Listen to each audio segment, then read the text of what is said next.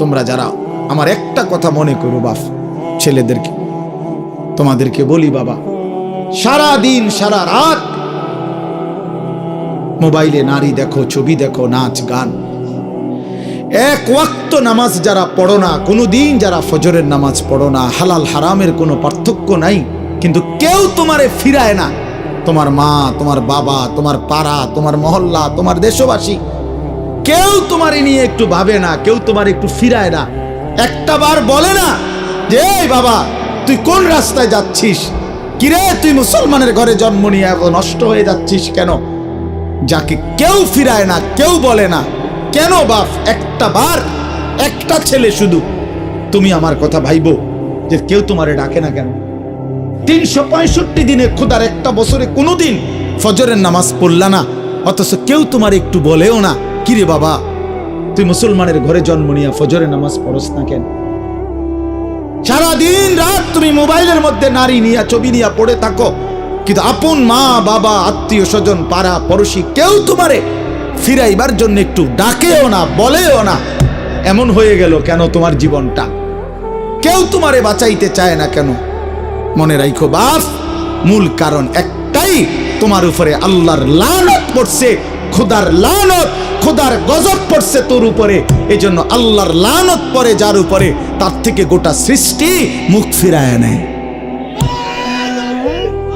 এটা মুখ ফিরায় নেয়, এটা জরুরি বিষয়, মুখ ফিরিয়ে নেয়। আমার মার বয়স এই মাত্র বললাম, আমার মা, আমি বললাম কিছুই বুঝে না, কিন্তু সেই মা আমার এখনো মনে আছে। একটা আশ্চর্য বিষয় হলো 75 বছরের কম হবে না মার বয়স। মা আমার এখনো আমারে বলে, আমারে দেখলে বলে বা আমগরে বলে, আমার 44 বছর বয়স, আমার 4টা সন্তান আছে, আমি আজকে 21 বছরের চাইতে বেশি ওয়াজ মাহফিলে যাই, আলহামদুলিল্লাহ আল্লাহর দয়া। কিন্তু কসম আল্লাহর, মা এখনো আমারে বলে ফুত নামাজ পড়ছুনি, নামাজ পড়ছুনি। আমারে সব সময় বলে মা ফুত চাইও, মানুষের কত আনে মাহফিলে যাও, মানুষের লোকে চাইও টাকা পয়সা লইয়া, ঝামেলা করো না। কতবার যে কইছে এই কথা, এটা মা আমারে আমার জীবনে। কিরে বেটা, আমার 75 বছরের মা তো, আমি 44 বছরের ছেলে, আমি আমারে আজও ডাকে, তোরে কেন ডাকে না? তোর উপরে কোন খোদার লানত পড়ছে বেটা? এই জন্য তো অব্যাহত ভাবে চোখের সামনে ছেলেটা চরিত্রহীন হয়ে যাচ্ছে, লম্পট হয়ে যাচ্ছে, এক ওয়াক্ত নামাজ পড়ে না, কেউ তারে ডাকে না। আহা, কেন এমন হয়ে গেল বাপ? তুমি এত বড় বঞ্চিত হইলা কেন? বলো ভাইয়া, তুমি মনে করছো তুমি সুখের সাগরে হাবুডুবু খাচ্ছ? না ভাইয়া, তুমি তো ধ্বংসের সাগরে হাবুডুবু খাচ্ছ। তুমি তো ভাবছো তুমি বড় মজায় আছো, তোমার মাথার উপরে কারো ছায়া নাই, আসলে তো তোমার উপরে খোদার লানত। এই জন্য কেউ তোমারে ফিরাইবার চাচ্ছে না। এই জন্য বিবেক থাকলে আমার এই কথা ভাইব, বিবেক থাকলে, বিবেক থাকলে ভাইব। আমি তো ধমক দিলাম, তোমারে কেউ ধমক দেয় না কেন? কেন ধমক দেয় না? তোমারে কেউ ফেরায় না কেন? হ্যাঁ, এই জন্য দোস্ত দয়া করে এটা ভাবা উচিত, আমরা ইনসাফের সাথে আমাদের এটা ভাবা উচিত। আমরা যদি এটা ভাবি, আমাদের জীবন সুন্দর হবে। এই কথাটাই আমি শুরু করছিলাম। আল কাইয়িসু মান দানা নাফসাহু, নবীজি বলছেন সে বুদ্ধিমান যে নিজের হিসাব করে, ও আমিলা লিমা বাদাল মাউত, এবং মৃত্যু পরবর্তীর জন্য আমল করে। সেভাবে আমি কে, আমারে কে বানাইলো, আমি আসলাম কোত্থেকে, কেন বানাইলো, আত্ম উপলব্ধি, নিজের বিবেক, নিজের জাগা। আসলে আমি কে? আমি মানুষ না জানোয়ার? এতটুকু বুঝ, বুদ্ধি, আকল, দিমাগ যদি দোস্ত আমার না থাকে, তা আমি মানুষ হলাম কিভাবে, মুসলমান হলাম? মাসালুল্লাযী ইয়াযকুরু রাব্বাহু ওয়াল্লাযী লা ইয়াযকুরু রাব্বাহু মাসালুল হাইয়্যি ওয়াল মাইয়্যিত। নবীজি বলছেন যে আল্লাহকে স্মরণ করে আর যে করে না, এই দুইজনের মধ্যে উদাহরণ হলো একজন জীবিত, একজন মৃত। নাফরমান মুর্দা, ইমানদার জীবিত। রাসূলুল্লাহ সাল্লাল্লাহু আলাইহি ওয়াসাল্লাম বলছেন ইন্নাল্লাযী লাইসা ফী জাওফিহি শাইউম মিনাল কুরআন কাল বাইতিল খারিব। প্রিয় বন্ধু শোনো, নবীজি সাল্লাল্লাহু আলাইহি সাল্লাম বলছেন যে এই কলিজার ভিতরে আল্লাহর কোরআন নাই, কোরআন কিছু পরিমাণ কোরআন শরীফও নাই, 10টা সূরাও শুদ্ধ পড়তে জানে না, 10টা সূরাও মুখস্থ পারে না, আল্লাহর কালামের কিচ্ছুই জানে না। আল্লাহ রাসূল সাল্লাল্লাহু আলাইহি সাল্লাম বলছে ওই নাফরমানের দিল হলো কাল বাইতিল খারিব, সারা বাড়ি, আলগা বাড়ি, যে বাড়িতে আগে থাকতো এখন থাকে না, নতুন ঘরে উঠে গেছে, ওই ঘরের এখন কোনা ভাঙ্গা গেছে, এই ঘরের এখন দুয়ার ভাঙ্গা গেছে, টিন সাল ফইরা গেছে, এখন সারা বাড়িটা আলগা বাড়ি, বিরান ঘর, সেই ঘরে এখন কুত্তা থাকে, সেই ঘরে এখন বিড়াল থাকে, সেই ঘরে এখন সাপ বিচ্ছু থাকে, মানুষ থাকে না। খোদার কসম নবীজি বলছে যে কলিজার ভিতরে আল্লাহর কোরআন নাই, ওই কলিজার ভিতরে মানুষ থাকে না, কুত্তা থাকে, কুত্তা, এই কুত্তা থাকে, কুত্তা, কুত্তা থাকে ওই কলিজার ভিতরে, সাপ থাকে, বিচ্ছু থাকে, ওটাতে বিড়াল থাকে, ইন্দুর থাকে, কেচ্ছা থাকে, মানুষ থাকে না, ওই কলিজার ভিতরে মানুষ থাকে না। বুঝছো ভাইয়া? কাজে তোমাদের যাদের জবানে আল্লাহর কোরআন নাই, তোমাদের যাদের দিলে মাওলার কোরআন নাই, তো তোমার এই ভেতরটা জন্তু জানোয়ারের ঘর, কুকুর বিড়ালের ঘর। আচ্ছা আরো শোনো মিয়া, কোরআন শরীফে সূরা আরাফের মধ্যে আছে কোরআনের আয়াত, ওয়াত্তাবা হাওয়াহু ফামাসালুহু কামাসালিল কালব। সরাসরি কোরআনের আয়াত, সরাসরি কোরআন শরীফের আয়াত। আল্লাহ তাআলা বলছেন যে মনের ইচ্ছা মতো চলে, মনের চাহিদার অনুসরণ করে, আমার মনে যা চায়। কেন নামাজ পড়ো না? তোমার মন চাইছে দেখে। আর কি কারণ? তোমার মন চাইছে তুমি পড়ো না। কেন সারাদিন নারী দেখো, ছবি দেখো? তোমার মন চাইছে, এই তো না, আর কি তো কিছু না। কেন পেশাব করে পায়খানার পরে ঢিলা কুলুক টয়লেট পেপার, পাক নাফাকের কোনো পার্থক্য বুঝো না? কেন? কারণ তোমার মন চাইছে, মন চাইছে। রাতের বাইজা গেছে 3টা, তুমি ঘুমাও না। দিনের বাইজা গেছে 10টা, তুমি ঘুম থেকে ওঠো না। কারণ তোমার ইচ্ছা, তোমার মনে যা চাইছে তা। আল্লাহর কসম বাপ, আমার কথায় রাগ করো না। আল্লাহ তাআলা কোরআনে বলছে এরকম মনের ইচ্ছার যে অনুসরণ করে, মনের যা চায় তাই করে, আল্লাহ বলছে তার উদাহরণ হলো কামাসালিল কালব, কুত্তার মতো, কুত্তার মতো, কুত্তার মতো, কুত্তার মতো, কুত্তার মতো।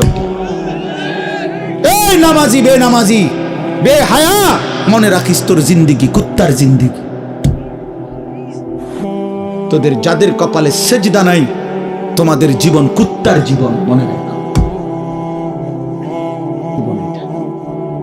কামাসালিল কালব, কই হারুন কই কও কামাসালিল কালব, কালব অর্থ কি কও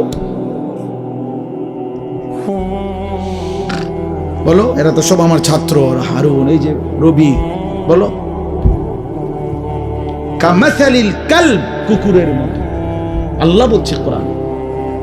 এ তো কোনো ব্যাখ্যার কিছু নাই যে এক হুজুর কইছে এটা, আরেক হুজুর কইছে এটা, এরকম কথা বোঝেন না এমনি।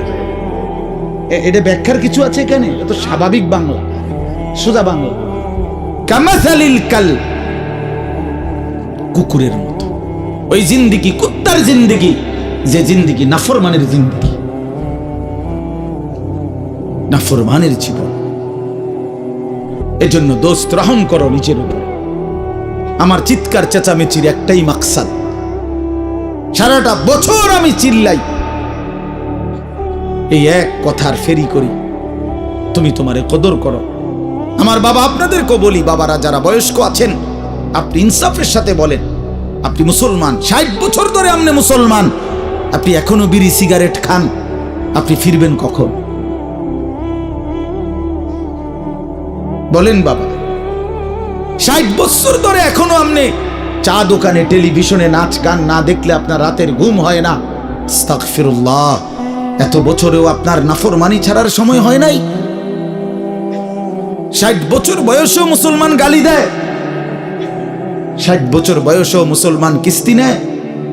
60 বছর বয়সে মুসলমান সুদ খায়, 60 বছর বয়সে মুসলমান টেলিভিশনে নাচ গান নর্তকীর ছবি দেখে। ছি ছি ছি ছি, এত নির্লজ্জ, এত বেহায়া ইমানদার বুড়া মানুষ হইতে পারে না। এত বেহায়া কোনো ইমানদার বুড়া হইতে পারে না বেটা। এটা বুঝা উচিত, এটা ভাবা উচিত। আলাম ইয়ানি লিল্লাযীনা আমানু আন তাখশা কুলুবুহুম লিযিকরিল্লাহ। আল্লাহ বলছে, মুমিন, আমি আল্লাহর ভয়ে তোমার মনটা নরম হওয়ার সময় আজও হয়নি? আমারে ডাকবা না তাইলে? আলাম ইয়ানি লিল্লাযীনা আমানু আন তাখশা কুলুবুহুম লিযিকরিল্লাহ ওয়া মা নাযালা মিনাল হক। রব্বে করিম বলে, বান্দা আমার স্মরণ, আমার জিকির, আমার বন্দিগি, আমার কোরআন পড়বার জন্য তোমার মনটা নরম হওয়ার সময় আজও কি হয়নি? আল্লাহ যেন ডাক দিয়ে বলছে, যুবক, 365 দিন তো হয়ে গেল, একটা বছর চলে গেল, বান্দা কোনদিন ফজরের নামাজ পড়লা না, তাহলে কি বান্দা আর কোনদিন পড়বা না? এই ফয়সালা দিয়ে ফেললা। 30 বছর ধরে সুদ খাও বান্দা, তাহলে কি এই সিদ্ধান্তই নিলা আর কোনদিন ছাড়বা না? 20 বছর ধরে দাড়ি কাটতেছ, তাহলে কি এই ফয়সালাই নিলা যে আর কোনদিন দাড়ি রাখবা না?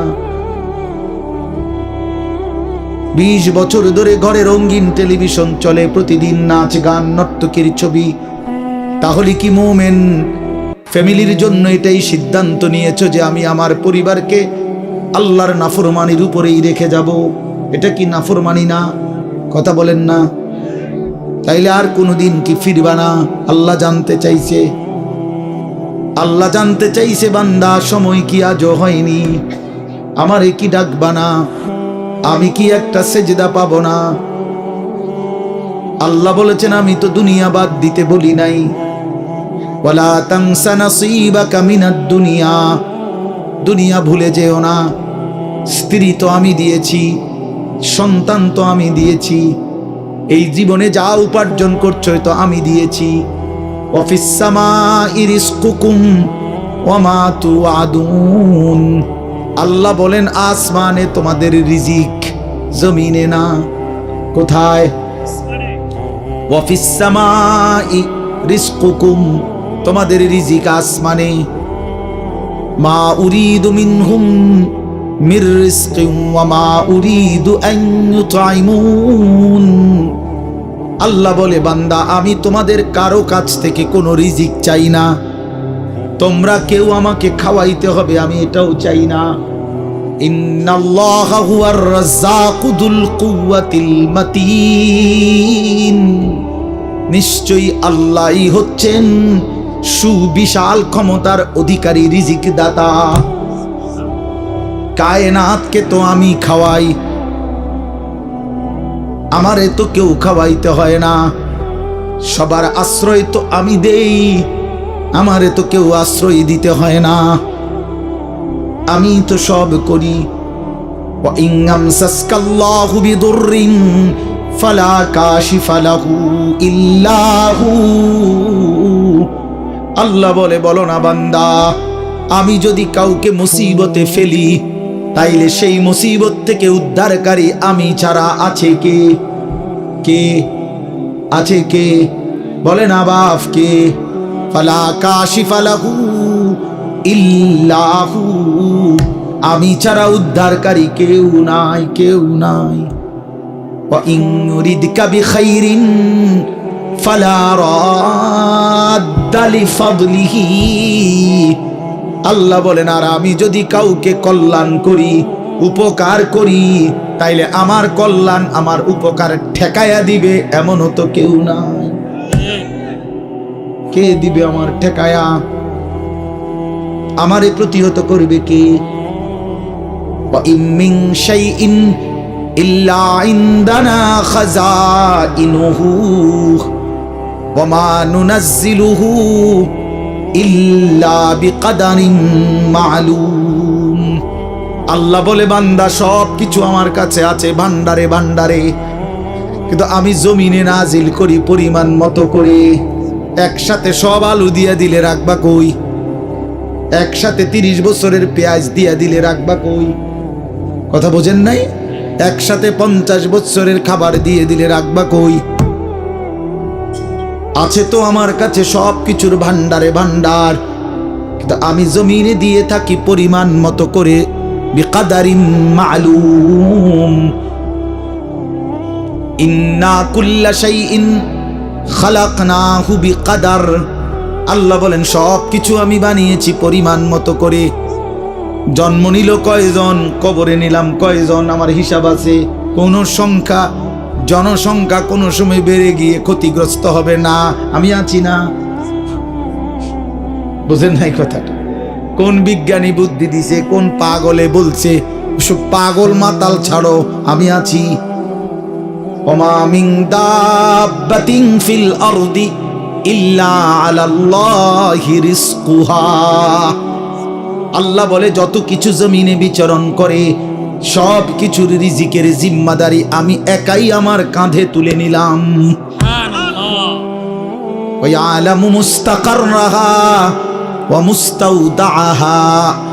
আল্লাহ বলেন আমার বান্দা, আমার সৃষ্টি, আমার মাখলুক কখন কোথায় থাকবে, শেষ পর্যন্ত কোথায় দাফন হবে, আমি সব আগের থেকেই জানি, ফয়সালা করে রেখেছি। গতকালকে আমি ছিলাম সিলেট মৌলভীবাজার, আজকে এই জিন্দেগি।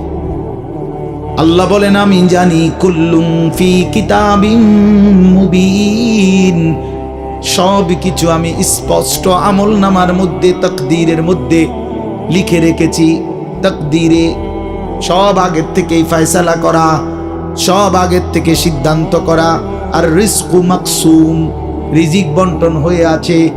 মাথার কাম পায়ে ফেললা, পায়ের কাম যদি আবার মাথা তো উড়ান, বরাদ্দ যে দূরে দূরে হুদাই লাফান। আরে হুদাই লাফান, বুঝেন নাই?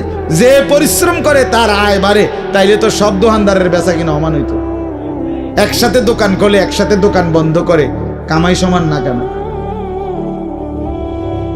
বুঝেন নাই আমনে কথা? একই স্ট্যান্ডে সবার 30টা সিএনজি এখান থেকেই গেছে, এখান থেকেই আপনার এই সিরিকাইল থেকেই কোম্পানিগঞ্জ, কোম্পানিগঞ্জ থেকেই সিরিকাইল, কই সবার ইনকাম বরাবর কেন? কেন? শুধু পরিশ্রম করিলেই অর্থ আসে? না না না, আসমানের ফয়সালাতে অর্থ আসে, রবের ফয়সালা। ইন্না রাব্বি ইয়াবসুতুর রিজকা লিমান ইয়াশাউ ওয়া ইয়াকদির। আল্লাহ বলেন আমি যাকে মন চায় তাকে বেশি দেই, যাকে মন চায় তাকে কম দেই। না আমার ফয়সালা, তোমার কি? কমটাও আমার, বেশিটাও আমার, তুমি কি? আল্লাহ তারে বেশি দিলেন কেন, তো তোমারে কম দিলাম কেন? তোমারে যে কম দিলাম এটাই কেন দিলাম, তুমি এটা কও। তোমার কি যোগ্যতা? কোনটা তোমার? আসমান তোমার না জমিন তোমার? শরীর তোমার না দেহ তোমার? বুদ্ধি তোমার না চোখ তোমার না হাত তোমার? তোমার কি তা? কথা বলেন না কেন? তো সবই আমার, আমি যাকে যা মন চাই তাই দেব। তুমি কি? তুমি এর মতামত দিবার অধিকার আছে নি আমার? তাইলে এই জন্য বাপ, বন্ধু আমার, দোস্ত আমার, সাথী আমার, সবাই রে বলি ভাইয়া জিন্দেগির হিসাব করেন। এটাই আমার মূল বক্তব্য। আর একটু নড়ে চড়ে ঘুরে দাঁড়ান। ছেলেরা বাপ ফিরে আসো তুমি আল্লাহর দিকে, কোরআনের দিকে, নামাজের দিকে, সেজদার দিকে। এই কপাল পৃথিবীর কোনো কামাইতে লাগে না। খেয়াল করে দেখে, উপার্জনের পৃথিবীতে মানুষ দেশে থাকুক আর বিদেশ থাকুক, চাকরি করুক আর ব্যবসায়ী করুক, ক্ষেত খামারে কাম করুক আর দিন মজুরি করুক, মাড়ি কাটুক আর যাই করুক, কপাল কোনো কামে লাগায় না। বুঝো না হিসাবটা? কপাল কি লাগায় না? কোনো কাজে লাগায় না। কপাল শুধুই সেজদার জন্য, কপাল শুধুই সেজদার জন্য, শুধুই সেজদার জন্য। মাস, সেই মাসের নাম রমজান মাস। এই কারণে রমজান এত দামি। রমজানের আমার শায়েখ আল্লামা মুফতি মুশতাকুর নবী সাহেব বলে, রমজানের প্রতি ঘন্টা, মিনিট, সেকেন্ড, এক একটা মুহূর্ত যেন হীরা মণি মুক্তার মতো। হীরামণি মুক্তার মতো। আল্লাহ তাআলা এমন ভাবে এটাকে, যেমন এই প্যান্ডেলটা আপনারা আলাদাভাবে সুন্দর করে চারদিকে কি চমৎকার করে সাজাইছেন, চারিদিকে এটাকে সুন্দর করে একটা সাজানো প্যান্ডেল। রমজানকে যেন আল্লাহ তাআলা এভাবে সাজাইছেন, আল্লাহ নিজের হাতে রমজান সাজাইছেন। আল্লাহ বলে, বান্দা শোনো আমি রমজানকে কেমনে সাজাইলাম। 1, পুরা মাস রোজা। 2, প্রতিদিন ইফতার। 3, প্রতিদিন সাহারি। 4, প্রতিদিন 20 রাকাত তারাবি। 5, শেষ দশকে এতেকাফ। 6, শেষ দশকের বেজর রাত্রিতে শবে কদর। এরপরে 7, একটা নফল একটা ফরজের সমান। 8, একটা ফরজ 70টা ফরজের সমান। 9, প্রথম দশক রহমত। 10, মাঝখানের দশক মাগফিরাত। 11, শেষ দশক জাহান্নাম থেকে মুক্তি। আল্লাহ বলেন, জান্নাতের দরজা খুলে দিলাম, জাহান্নামের দরজা বন্ধ করে দিলাম, সমস্ত শয়তানগুলোকে শেকলে বন্দী করে দিলাম, চারিদিক দিয়া গোলাইয়া সব গুছাইয়া বান্দা রাস্তা কেবল একটাই খোলা, দরজা কেবল একটাই খোলা।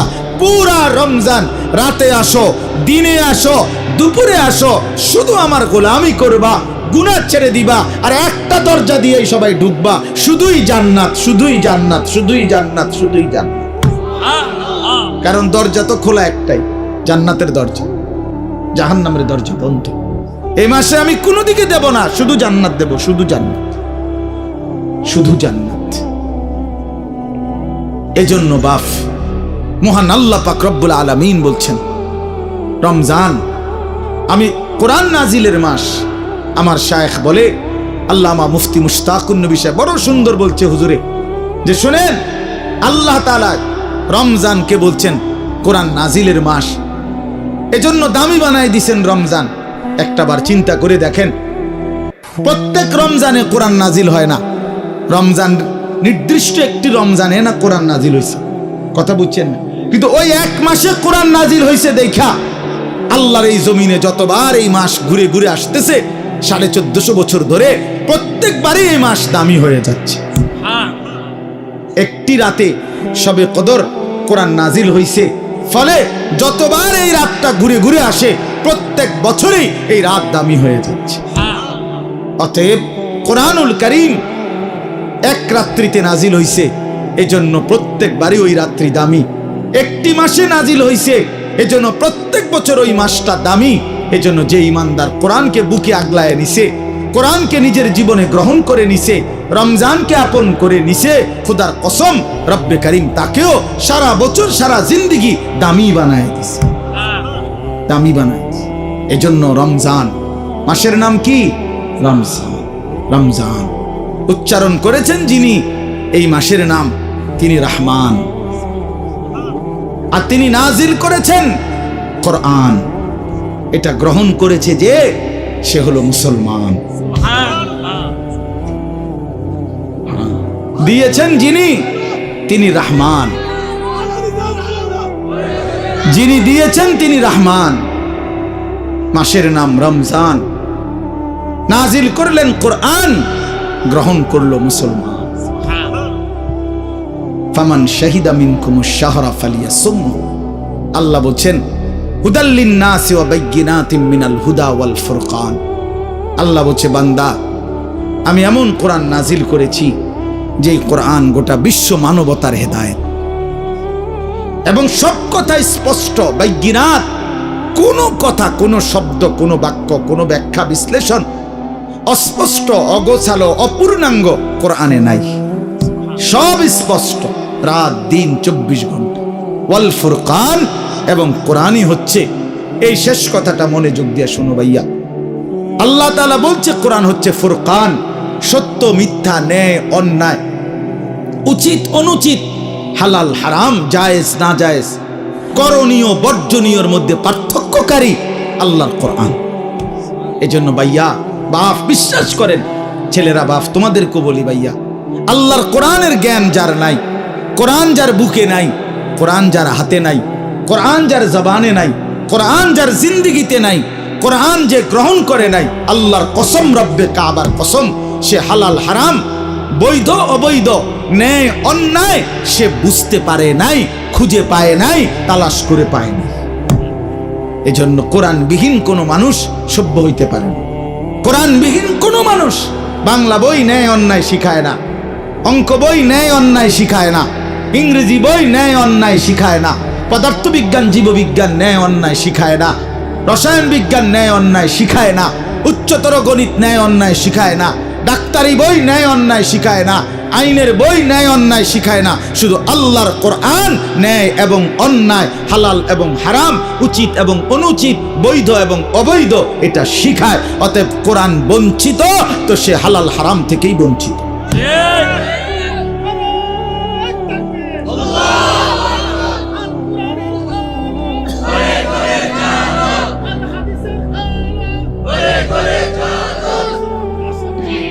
অতএব এটা ফিকির করা চাই, এটা পার্থক্যকারী জ্ঞান। এজন্য আপনাদের সবার কাছে অনুরোধ, নিজের ছেলেকে, নিজের মেয়েকে আল্লাহর কোরআন থেকে বঞ্চিত করবেন না। বাচ্চাটাকে দিন শিখান, আল্লাহর কোরআন শিখান। জীবনের সবচেয়ে বড় সম্পদ দিয়ে গেলেন। কোরআন আজীবন মানুষকে দামি বানায়, কোরআন জান্নাতেও দামি বানাবে। সর্বশেষ কথা হলো ফামান শাহিদা মিনকুমুশ শাহরা ফালিয়াসুমহু। আল্লাহ বলছে, অতএব এত বড় ফজিলতপূর্ণ রমজান মাস যদি তোমার জন্য মিলে, আল্লাহ নিজে কি মজা করে আল্লাহ বলছে, বান্দা যদি রমজান পর্যন্ত তুমি পৌঁছো, তোমার জীবনে যদি রমজান মিলে, তুমি যদি হায়াত পাও, তো আমি আল্লাহ বলতেছি তুমি রোজা রাখো, তুমি রোজা আমার হুকুম মাইনো, তুমি গুনাহ ছেড়ে দিও, তুমি আমার বন্দিগি একটা মাস কইরো। যদি বলি আল্লাহ 1 মাস আপনার হুকুম মানবো, ঠিক আছে, গুনাহ ছেড়ে দিব, রোজাগুলো এবং বিধানগুলো মানবো, শরীয়তের হুকুম, আপনি আমারে কি দিবেন? আল্লাহ বলে লাআল্লাকুম তাত্তাকুন, 1 মাসেই আমি আল্লাহ তোমারে মুত্তাকি বানিয়ে দেব। যদি বলি মুত্তাকি হলে কি হবে? আল্লাহ বলে জানো না, জান্নাত বানানোই হয়েছে মুত্তাকিদের জন্য। উইদ্দাত লিল মুত্তাকিন, জান্নাত বানানোই হয়েছে মুত্তাকিদের জন্য। অতএব যে মুত্তাকি সেই জান্নাতি, যে জান্নাতি সেই মুত্তাকি। আমার কিশোর, আমার নওজোয়ান, আমার বাপ, আমার ভাই, আমার বন্ধু, আমার পর্দার আড়ালের মা বোন, সবাইকে বলি হায়াতের কদর করেন, জিন্দেগির কদর করেন। আপনাদের এই একটা মাহফিল খুব সম্ভব, বারবার আমি আসি। ওই কবির ভাই এইসা প্রেশার তার, এই এক মহব্বতের মানুষের কাছে আমি বারবার হেরে যাই, যার কারণে, তার খুব বেশি ভালোবাসার কারণে এই মাহফিলটা কোনো না কোনোভাবে মিলাইতে হয়। তা আল্লাহর দয়া আজকেও আসা হয়েছে। আমি সবার কাছে অনুরোধ করছি, আমাদের মাওলানা সানাউল্লাহ বয়ান করবে, আসছে ও, মাশাআল্লাহ, ও অনেক সুন্দর বয়ান করে, মাশাআল্লাহ। তো সে বয়ান করবে, দোয়া করবে। আমি দিল থেকে আপনাদের জন্য দোয়া করি, আল্লাহ তাআলা আপনাদের সবাইকে ঈমান আমলের জিন্দেগি দান করেন। আমার নওজোয়ান ভাই, তোমরা নষ্ট হইও না, চরিত্রহীন হইও না। মোবাইল, নারী, ছবি, এই জেনা, ব্যভিচার, মদ, জুয়ার আড্ডা থেকে ছোট ভাইয়া আল্লাহকে রাজি করো, হালালের উপরে চলো, ইনশাআল্লাহ দেখবা আগামী দিনে তোমরা ইমাম মাহদির পক্ষে লড়তে পারবে, তোমরা দাজ্জালের বিরুদ্ধে লড়তে পারবা। আগামীর ইসলামের পতাকা তোমাদের হাতে উড়বে ইনশাআল্লাহ, কালেমার পতাকা উড়বে ইনশাআল্লাহ। অতএব নওজোয়ান, হাল ছাইরো না, চরিত্রহীন হইও না, আল্লাহকে রাজি করো, সেজদা করো, ইনশাআল্লাহ গোটা দেশ, গোটা মহল্লাবাসী তোমার মহব্বত করবে, রব্বে করিমও তোমাকে আদর করবে। আল্লাহ আমাদের ছেলেদেরকে মাফ করে দেন, কবুল করেন। আজকের এই সুন্দর মাহফিলে আল্লাহ বরকত দেন।